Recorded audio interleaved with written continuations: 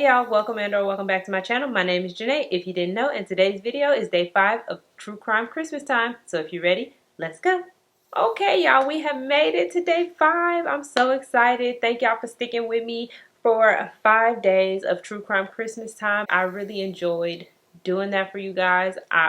It was a challenge making a video a day, but I did it. We are here and I did not flake on y'all. Thank y'all for riding with me this week. And we just gonna go ahead and get into the case because I don't need my wig to slip off. So today we're gonna be talking about the Christmas Day Massacre that happened in Grapevine, Texas. And y'all, it's sad. Like, I mean, obviously all the cases that I talk about are really sad, but it's always a different element of sadness when it happens like on a holiday or the person's birthday. It's just, I don't know. But anyways, let's just go ahead and get right into it. So Aziz Yazdanpanah and Nazarene were married in 1987, and throughout the course of their marriage, they would have 2 children, a daughter named Nona and a son Ali. Aziz and Nazarene as parents, they were pretty much opposites because Aziz was the more strict, stick to the rules, follow the book type of parent, whereas Nazarene was more understanding. If you were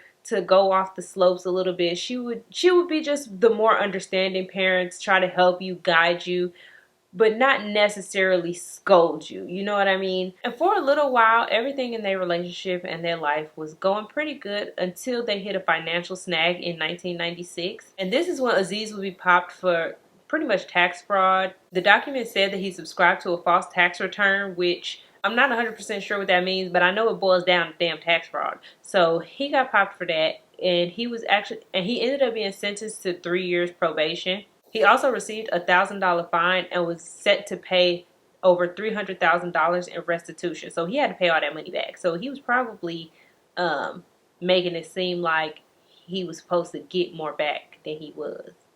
Like he was trying to get a fat tax return. That's what he was doing. Even though Aziz was going through these financial troubles, he still wanted to be like the provider of his household. He was Iranian born, and so I think that him being the provider for his household, like him being the main person to take care of the household, was very important to him.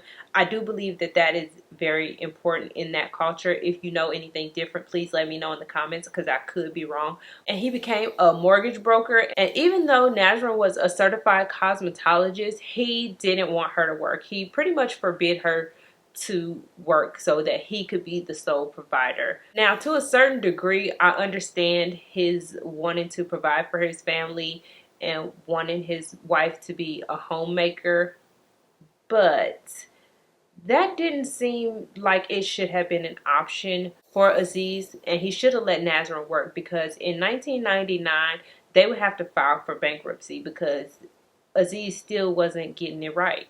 And at some point he was either fired from his job or he quit his job because he didn't like it. I don't really know which one of the two it was, but some way or another Aziz was no longer working, and Nazarene had to pick up 2 jobs in order to provide for the family. And now she will be the sole provider of the family because Aziz wasn't working, which, like I said, she should have been working from the beginning because Aziz is clearly not good with money. But anyways, now Nazarene is working at 2 separate spas, trying to, maintain the household. But unfortunately, it's not working out too well for her either as the sole provider because in 2010, she would file for bankruptcy. She would file separately, and that's probably because he wasn't working.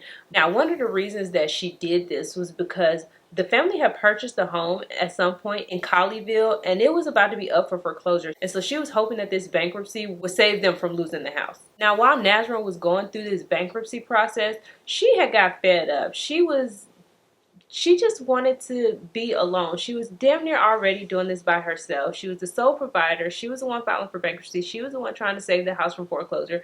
Like, she was the one paying all the bills, taking care of the kids, and she was really just tired. So she just ended up separating from Aziz altogether. And in April of 2011, she moved out. She found her an apartment in Grapevine, and she took her 2 children and she moved out. She basically said she could do bad all by herself, and she got her kids and she got the hell up out of there. Now, I don't know if Nazarene couldn't keep up with the payments for her bankruptcy payment plan, or if she just stopped paying because some way or another, the bankruptcy claim got dismissed due to non-payment. And like I said, I don't know if it was because she couldn't make the payments or she just stopped because she wasn't in the house anymore, and it didn't really matter if the house had got foreclosed on because her and the kids wasn't living there no more. I don't know what the case was, but the foreclosure process was going to continue because she was no longer making payments. So like I said, the foreclosure process continued, and as the year went on, the electricity and the hot water would get cut off. And mind y'all, Aziz still lived in the house. And because the foreclosure process had continued and Aziz wasn't working, he wasn't paying no bills. I don't even think he was trying to pay no bills. But he didn't move out though. He was literally in there with no running water and no electricity. So now the holidays are rolling around, and this is going to be Nazarene and the kids' first Christmas without Aziz. But that don't really seem to bother Nazarene or the kids very much because they ended up making Christmas and Christmas Eve plans of their own. Nazarene, Ali, and Nona, they ended up spending Christmas Eve of 2011 with Nazarene's sister's family, which consisted of 3 people: her sister Zaray, her sister's husband Hossein, and her niece Sarah. Zaray and Hossein owned like a farm, and they spent Christmas Eve on the farm. They had a big old Christmas Eve party, and they really just was having a good time, enjoying family, laughing, having fun. Meanwhile, Aziz was probably at home, no food, no running water, no electricity, just miserable because he wasn't invited to the Christmas party. So since Nazarene and the kids had spent Christmas Eve over at Zaray's house, Zaray and her family was going to spend Christmas Day over at Nazarene's house. So on Christmas Day, Nazarene, Nona, and Ali all wake up. They're super excited. They're getting ready. They're getting ready for their day. They're getting ready for their family to arrive.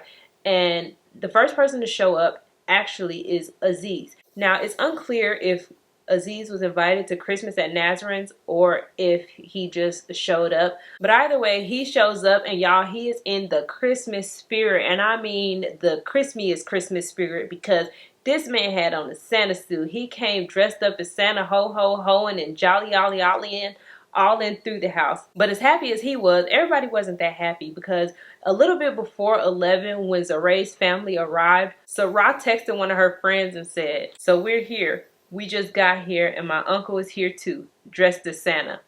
Awesome. And I could like feel the sarcasm in that text message. I feel like it should be like a little side-eye emoji in there. But despite her not being happy about Aziz being there, the festivities commence, and they open presents, and everybody's, mingling, mixing, laughing, having a good time. But at 11:15, Sarah sends another text message to say, now he want to be all fatherly and win Father of the Year. Unfortunately, though, that would be the last text message that was ever sent from Sarah's phone, because between 11:16 and 11:34, tragedy would strike this family. At 11:34 a.m. on Christmas Day 2011, a call came into the police, and it was very, very hard to understand this 911 call. And at the time, the dispatcher really didn't know what this person was saying, or they just really couldn't decipher anything. But it was later on determined that that phone call was a person saying, "Help, help." But despite the fact that the dispatcher couldn't really make out what was being said, a police unit was dispatched to the home in Grapevine, and it actually arrived pretty quickly. It arrived 3 minutes after the call was made. And when police officers walked into Nazarene's apartment, they found a horrible, horrible scene. It would seem as though Aziz had killed everyone in his family. His 55-year-old wife, Nazarene, his 19-year-old daughter, Nona, his 15-year-old son, Ali, his 58-year-old sister-in-law, Zaray, his 59-year-old brother-in-law, Hossein, and his 22-year-old niece, Sarah. Now, there would be 2 guns found at the crime scene, and it was also determined that each one of the victims was shot multiple times, all at least once in the head. And there was a gun that was placed in Hussein's hand. It would seem as though Aziz had placed the gun there to make it seem like Hussein was the one who committed the crime and then killed himself. The police will later on say that they believe that that 911 call came from Aziz and that he intended to leave the scene, but for whatever reason, in a turn of events, instead of fleeing the scene, he turned the gun on himself and he shot himself. Now, since Aziz took the cowardly way out, we'll never really know a true motive for this crime. But some do believe that it was because he saw Aziz doing well without him and that he couldn't take it. Others believe that he was jealous, and then some believe that just the stressors of life had gotten to him. We just never know. Personally, I believe he took himself out because the police got there too quick and he didn't expect to hear them sirens in 3 minutes. That's all I'm saying. But yeah, y'all, that is the story of the Christmas Day massacre in Grapevine, Texas. And it's really, really, like I said, a sad one. 2 whole families gone for absolutely nothing. Nothing. A man's pride, probably.